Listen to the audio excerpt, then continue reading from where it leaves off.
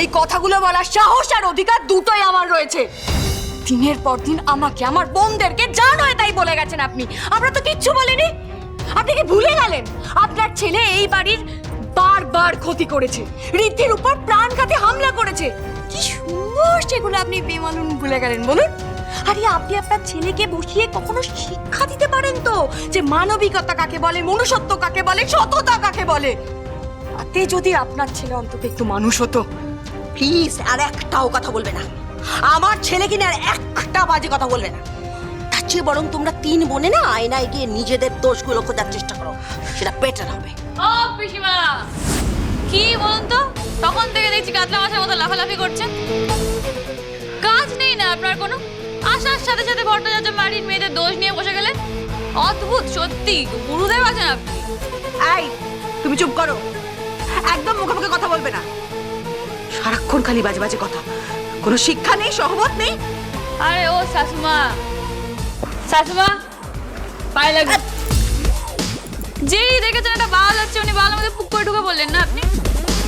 ঠিক করলেন না কিন্তু। ছি ছি ছি, মুখের কি ভাষা! এই শোনো, ভুলটা কি বলেছে? ভুলটা কি বলেছে? তোমাদের জন্যই তো আজ আমাদের এই অবস্থা।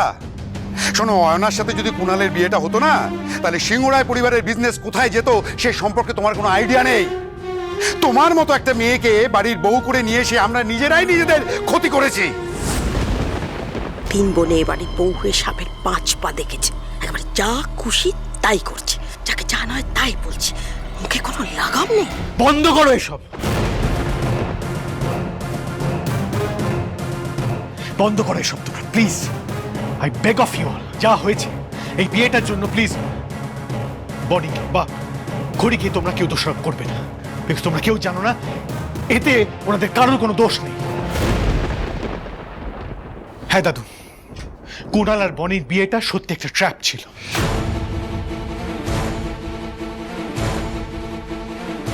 ট্র্যাপ মানে? তুই কি বলতে চাইছিস? কে ট্র্যাপ করেছে শুনি? আমাদেরই একজন আপনজন।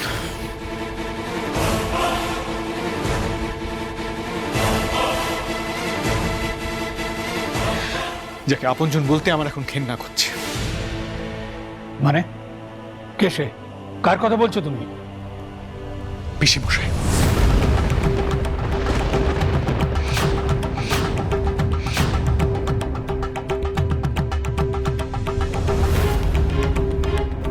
রোশন?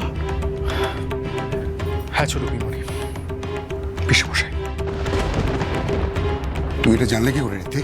কারণ কারণ পিসিমশাই হাতে নাতে ধরা পড়েছে তাই।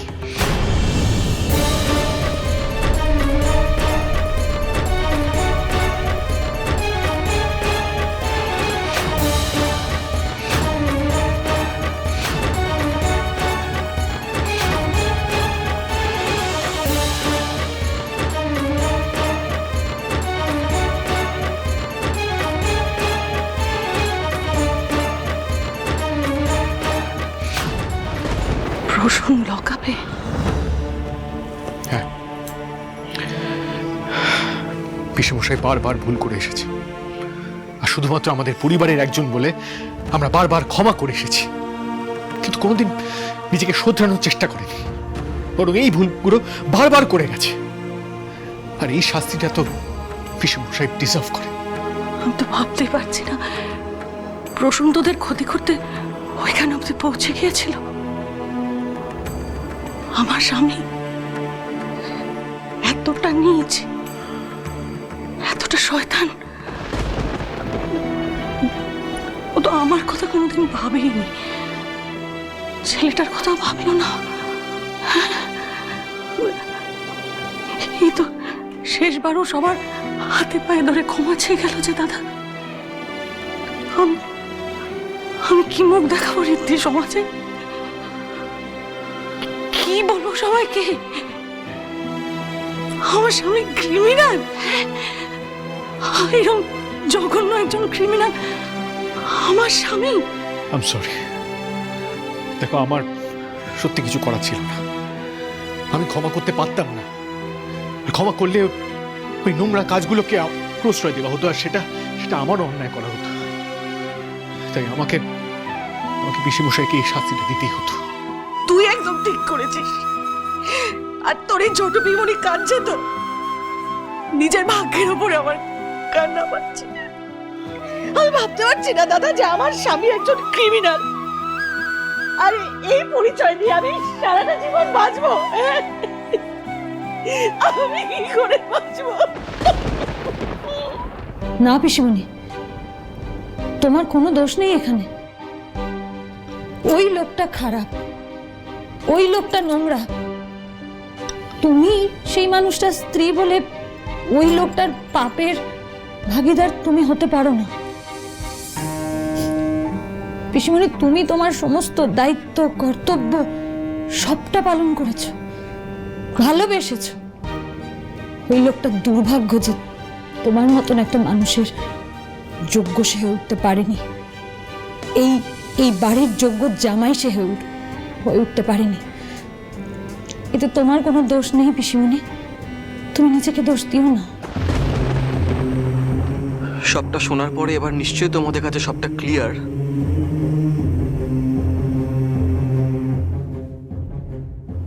সেই বিয়েতে বনির কোনো দোষ ছিল না।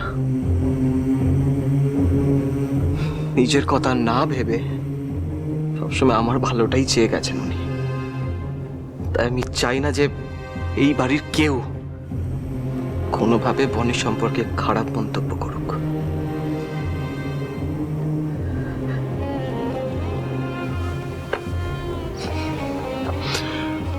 আমরাও খুব ভাগ্য করে বউ পেয়েছি। ওরা সবসময় একটা আইডিয়াল লাইফ পার্টনারের মতো আমাদের পাশে থেকেছে। ও, তার মানে এবারে 3 বোন পার্মানেন্টলি এখানে থাকবে। তাহলে তো সুধাংশুর সর্বনাশ, আর আমার একেবারে সাড়ে সর্বনাশ। দাদু, আমরা 3 বোন এই বাড়ির, এই পরিবারের, এই ব্যবসার কোনোদিনও ক্ষতি চাইনি, আর কোনোদিন ক্ষতি চাইবো না। বিশ্বাস করো, আমরা 3 জনে এই বাড়ির প্রত্যেকটা মানুষকে আপন ভাবি, এই বাড়িটাকে আপন ভাবি। তাই আমরা দুঃস্বপ্নেও কোনোদিনও চাইবো না যে আমাদের জন্য এই বাড়ির, এই পরিবারের, এই ব্যবসার এতটুকু ক্ষতি হোক। আমরা জানি করি, আর তাই জন্য এই বাড়ির আর কেউ অকারণে আপনি এবং আপনার 2 বোনের দিকে আঙুল তুলবে না, এটা আমি কথা দিলাম।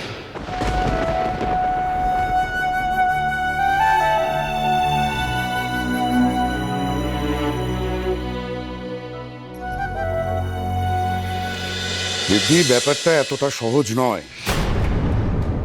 হ্যাঁ, আমি মানছি যে ওরা হয়তো ইচ্ছে করে দোষটা করেনি, কিন্তু যে ক্ষতিটা আমাদের হয়েছে তার দায়টা কে নেবে সেটা বল। আমি নেব। যা ক্ষতি হয়েছে তার দায় আমি নেব, কারণ আমি মানি না যে যা কিছু হচ্ছে সেটা খড়ি আর বনির জন্য হচ্ছে। আর কুণাল আর বনির বিয়ের জন্য যা কিছু ঝামেলা হচ্ছে, আমার মনে হয় আমাদের ফোকাসটা কোথাও শিফট হয়ে গেছে। একদম ঠিক। আমাদের এখন দরকার ওইখানে ফোকাস করা যে আমাদের এই লসটা হলো কেন, আর যদি হলো তো সেটা সলভ করবো কি করে আমরা, সেইটা ভাবা উচিত আগে। ভট্টাচার্য বাড়ির মেয়েদের দোষ দিয়ে কোনো লাভ নেই। রাইট। আর এই তো কিয়ারা এখানেই আছে। আমি সবার সামনেই বলছি, কিয়ারা আমাদের ডিজাইনের মেজর পার্টটা উনি দেখে, আর আমাদের শেয়ার প্রাইসেস কমে গেছে তার কারণ আমাদের ডিজাইন ভালো হচ্ছে না। And that is the truth. যেখানে দত্তরা এগিয়ে গেছে কারণ ওরা বেটার ডিজাইনস করছে, আর আমাদের ওদের ধরার জন্য, আমাদের ইমপ্রুভ করার জন্য একটা কাজই করতে হবে। দত্তদের হয়ে কে ডিজাইন করছে তাকে খুঁজে বের করতে হচ্ছে। আর আমি কথা দিচ্ছি যে 24 ঘন্টার মধ্যে আমি তাকে খুঁজে বের করব। ব্যাস, এবার তো খড়ি একদম শেষ।